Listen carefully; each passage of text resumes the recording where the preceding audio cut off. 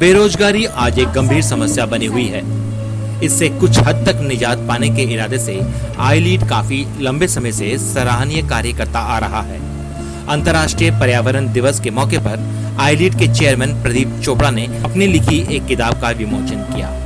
इस किताब में पर्यावरण को दूषण मुक्त और वेस्ट मटेरियल का दोबारा उपयोग कर बेरोजगारों के लिए रोजगार का सृजन करना समेत अन्य कई महत्वपूर्ण तथ्यों को उजागर किया गया है। आज के दिन ग्लोबल वार्मिंग जो है वो एक मेजर इशू हो गया है वर्ल्ड ओवर के लिए, और हमारे यहाँ एक और प्रॉब्लम है बेरोजगारी की।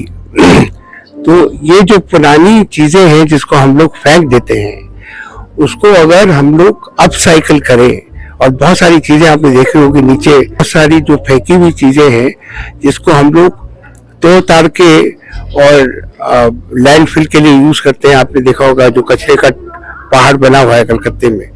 तो ये अगर हम लोग अपनी थोड़ी क्रिएटिविटी यूज करें तो ये सारी चीजें जो है अपसाइकिल होकर वापस रीयूज हो सकती है। तो इसमें तीन फायदे हैं। एक फायदा तो ये है कि आप जो पर्यावरण को नष्ट कर रहे हैं वो पर्यावरण नष्ट नहीं होगा। दूसरा ये फायदा है कि आप कोई भी चीज जिसको आप फेंकी हुई चीज से बनाएंगे तो उसकी कॉस्ट कम आ जाएगी।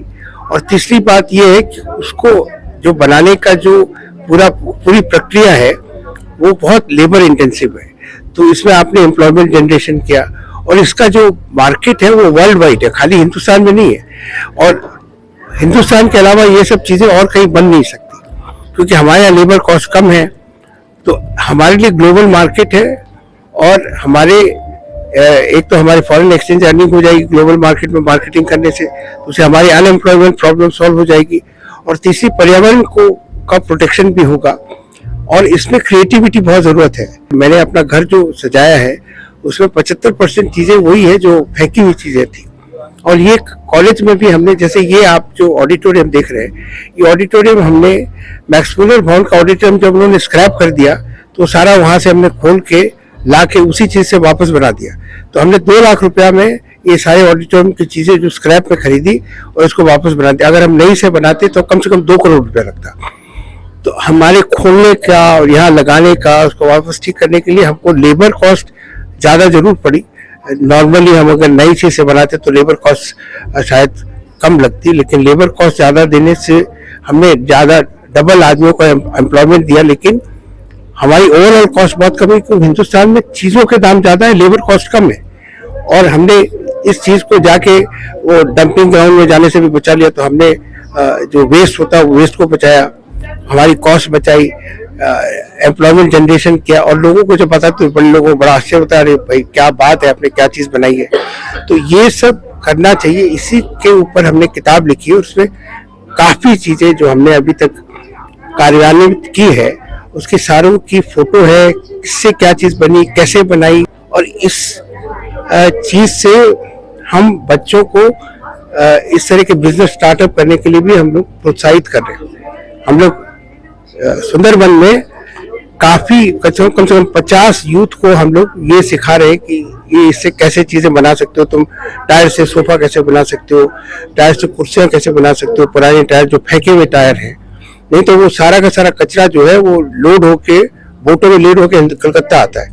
तो हम कलकत्ते में क्यों आए, तुम वहीं का वहीं उसको बनाओ, वहां पर एम्प्लॉयमेंट जनरेशन करो, वहीं मार्केट भी है, वहाँ जो रिसोर्ट है उसमें वो लोग यूज कर लेंगे। तो ये चीजें हम, और आज हम लोग ये जो कबाड़ का काम करते हैं, जिनको हम लोग कबाड़ी बोलते हैं, ये बड़ा अच्छा काम करते हैं पर्यावरण के लिए। इनको लेकिन कोई रिकॉग्निशन नहीं देता है, क्योंकि चीजें फुटपाथ पर पड़ी रहती है। तो इन लोगों को प्रोत्साहित करने के लिए आज हम इनको पर्यावरण सैनिक सम्मान से नवाजित कर रहे हैं। तो एक तो हमारे खुद के कॉलेज में इंटीरियर डिजाइनर्स और BBA इन एंटरप्रेन्योरशिप है, तो उन सब बच्चों को हम लोग इनकरेज कर रहे हैं कि आप बिजनेस प्लान, यही बिजनेस प्लान करिए ना। इसमें सबसे एक तो कम लागत लगती है, कॉस्ट, कैपिटल कॉस्ट बहुत कम है, और आपका ऑपरेशन कॉस्ट भी कम है, क्योंकि आपका रॉ मटेरियल बिल्कुल मुफ्त में मिल रहा है।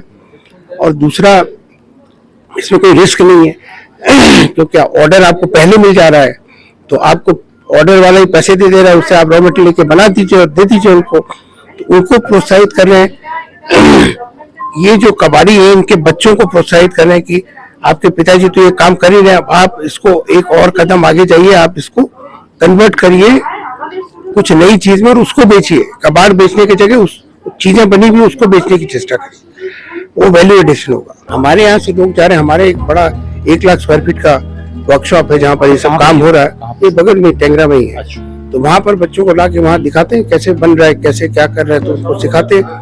और सुंदरबन में भी हम लोग सिखा रहे हैं। वहाँ अभी तक तो हम लोग के 100 स्टूडेंट हमारे खुद के कॉलेज के वो लोग भी सीखे हैं, और अब सुंदरबन में 50 लोगों को सिखा रहे हैं। अब ऐसे धीरे धीरे करके हम लोगों को सिखाएंगे, 1 से 2, 2 से 20 ऐसे लोग होंगे, इसी तरह बढ़ेंगे। मेरा नाम प्रदीप चोपड़ा है, मैं पीएस ग्रुप और आई लीड का चेयरमैन हूँ।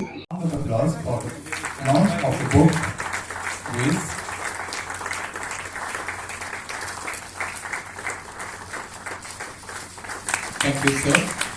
Can we please request Dr. Moitra to speak? Please. Thank you. Thank you, sir. Can we please request Dr. Moitra to speak a few words on this occasion?